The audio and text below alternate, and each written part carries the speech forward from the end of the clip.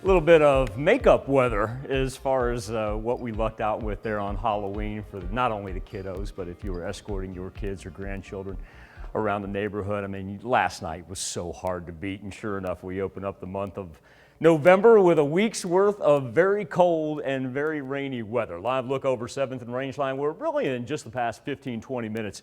We've seen the rain increase, and look at that. We've got a wind chill in effect, as we have had all morning. Temperatures right now, 45 in Joplin and Miami, 47 in Chanute and Neodesha. We were much cooler out to the east earlier this morning. We've now seen Monette and Cassville catch up to 45 degrees. But as that wind pushes in from the northeast, and it hasn't been blustery at all, just enough to take a little bite out of it, and you'll see a whole bunch of widespread high 30s as far as what it feels like when we walk out the door, and here we are, a quarter after 12. It's kind of been 2 rounds of rain, if you will.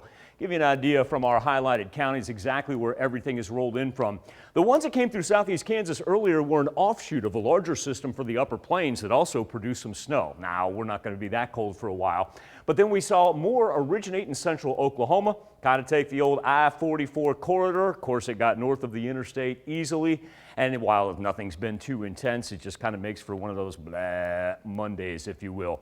Now, the amazing thing about this low pressure system, and even though our barometer's on the rise, we've still got the residual back end of the low. Look at all the cloud cover. It really stretches from the Ohio River Valley all the way to the west coast. But the one nice thing about the Skywatch Storm Tracker is we can bebop right underneath the cloud cover. And so what we're looking at as far as our hardest rain goes, it's really stayed down to the south of our highlighted counties, and then it wants to pick up steam as it approaches Springfield. See a nice updraft up there, and then up to the far north up by Kansas City. Additional rainfall that you see coming down, and also too, even some reports of some snow. Now that's way far to our north. As far as what we're seeing for southwest Missouri, specifically in the Joplin area, that hardest rain now tracking off to the east along I-44. Not a whole lot on I-49, so things are looking good right there. And then as we transition into southeast Kansas, rather the scattered variety, nothing really too continuous.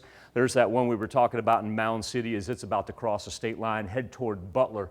And once again, that's more of a cheat sheet. I don't want you to be worried or concerned about anything like that. Just gives you an idea of the cone and exactly where it's headed. But then as we look at what we had up to the north, if you know anybody in the Kansas City area, or if you had to get on 70 and even go north of that, look at all that rain that they had right along the state line, resulting even for some snow for the upper plains. They had freeze warnings all day long. They're going to end up with some winter storm warnings before the end of the week, so they can keep that up there as far as I'm concerned, and we'll just absorb all the rain that works in mostly from the southwest. As far as our afternoon planner, temperatures are stuck. We're not going to see any sunshine for the rest of the day, with that intermittent rain just continuing to last. And then as we push into overnight with these temperatures, even with the cloud cover staying in the 40s, remember that northeasterly wind, that's going to mean wind chills tomorrow morning that are going to be, we'll say about 34, 35 degrees. Future Track is also going to feed us some additional rainfall. Going to pick up really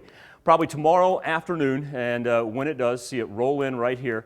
It'll mainly be for the western and southern portions of the 4 states. Farther north you live, farther east that you live, you're going to probably get out of this unscathed. Not from the cold, but at least you don't have to put up with the cold rain. But we'll get some pretty good numbers here as it works through. Not as much certainly as what we had last week, and we don't see a whole lot of yellow, orange, or red, thank goodness.